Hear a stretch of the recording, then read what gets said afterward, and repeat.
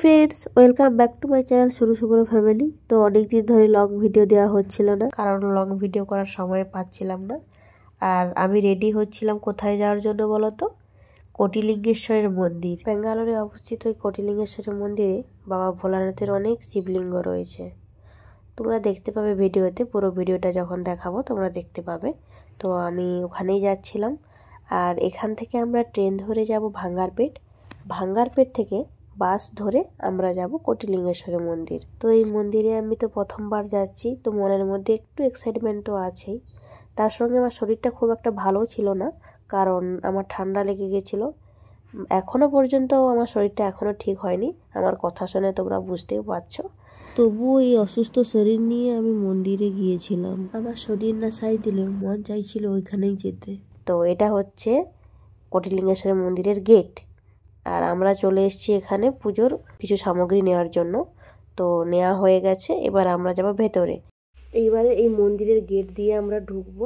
এই দিক দিয়ে আমাদের যেতে হবে, মানে এইখানে টিকিট কাউন্টার আছে, এখানে আমাদের টিকিট কেটে ভেতরে যেতে হবে। দেখো রেলিংগুলো এমনভাবে ঘেরা আছে যে যেদিক সেদিক দিয়ে যেতে পারবে না, তোমাকে একটাই নির্দিষ্ট জায়গা দিয়েই যেতে হবে। আর এই মন্দিরে ঢোকার বাম দিকেই রয়েছে টিকিট কাউন্টার, এখানে টিকিট কেটে ভেতরে ঢুকতে হবে। বেশি দাম না, 20 টাকা করেই টিকিট নিয়েছিল। ফাইনালি আমি মন্দিরের ভেতরে ঢুকে পড়েছি। দেখো এখানে কত শিবলিঙ্গ রয়েছে, এই জন্যই তো মন্দিরটার নাম হয়েছে কোটিলিঙ্গেশ্বরের মন্দির। ভেতরে ঢুকে দেখি শুধুমাত্র শিবলিঙ্গ আছে তা না, এখানে শিবলিঙ্গের সাথে সাথে অনেক দেবদেবীরও মূর্তি রয়েছে, অনেক মন্দিরও রয়েছে। তো আমরা সেগুলোতে পুজো দিয়ে দিয়ে যেখানে বড় শিবের লিঙ্গ রয়েছে, তো সেইখানে গিয়েছিলাম। তো সেখানে যাওয়ার আগে এখানে অনেক মন্দির রয়েছে যেগুলোতে আমরা পুজো দিয়ে দিয়ে আমাদেরকে যেতে হয়েছিল। আমরা সকাল সকাল এসেছিলাম বলে একটা সুবিধা হয়েছিল, কেন কি নিচে যে পাথর রয়েছে, পাথরটা যদি রোদের তাপে গরম হয়ে যায় না, তবে দাঁড়ানো যায় না। তো সকাল সকাল এসেছিলাম আর রোদের তাপটাও সেদিন ছিল না, তাই জন্য আমরা সুন্দর হেঁটে চলে গিয়েছিলাম ভেতরে। নাহলে এই যে পাথরগুলো রোদের তাপে খুব গরম হয়ে যায়, ভালোভাবে চলাফেরা করা যায় না, এত তাপ হয়ে যায়। চলো আমরা একটা মন্দিরে যাই পুজো দিতে।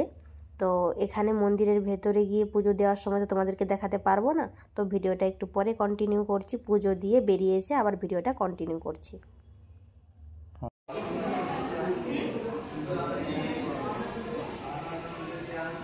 আমাদের পুজো দেওয়া কমপ্লিট হয়ে গেছে, এবারে মন্দিরের চারিদিকটা ঘুরে ঘুরে তোমাদেরকে দেখাচ্ছি, তো ভিডিওটা দেখতে থাকো।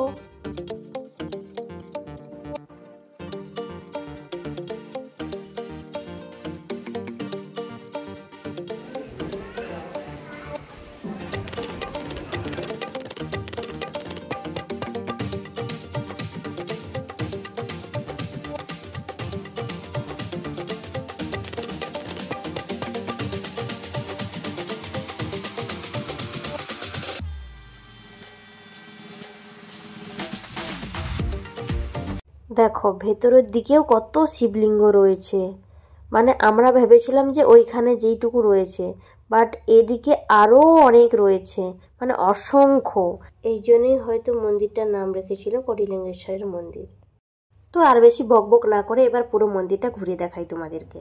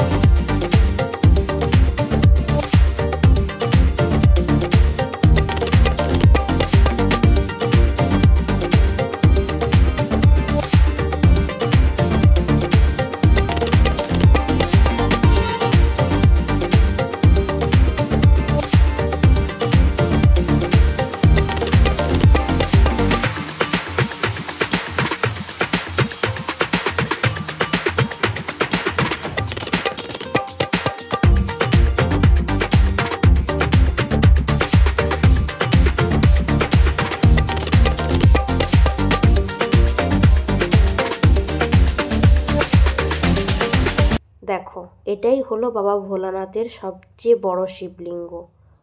বাবা ভোলানাথের দর্শনের জন্য অনেক দূর দূরান্ত থেকে মানুষজন এসছে। দেখো কত মানুষের ভিড় এখানে। তো মন্দিরে গিয়ে আমাদের খুব ভালোই লাগছিল, আর মনটাও খুব ভালো হয়ে গেছিলো, যেহেতু আমার শরীরটা ভালো ছিল না। তবুও এখানে এসে মনটা অনেক শান্তি পেয়েছিল। তো পুরো মন্দিরটা তোমাদেরকে ঘুরিয়ে দেখিয়ে দিলাম। এবার আমাদের বাড়ি যাওয়ার পালা। এই কোটিলিঙ্গেশ্বরের মন্দিরটা কেমন লাগলো তোমরা কমেন্ট করে জানিও। ভিডিওটা ভালো লেগে থাকলে লাইক করো, শেয়ার করো, আর অবশ্যই সাবস্ক্রাইব করতে ভুলো না কিন্তু।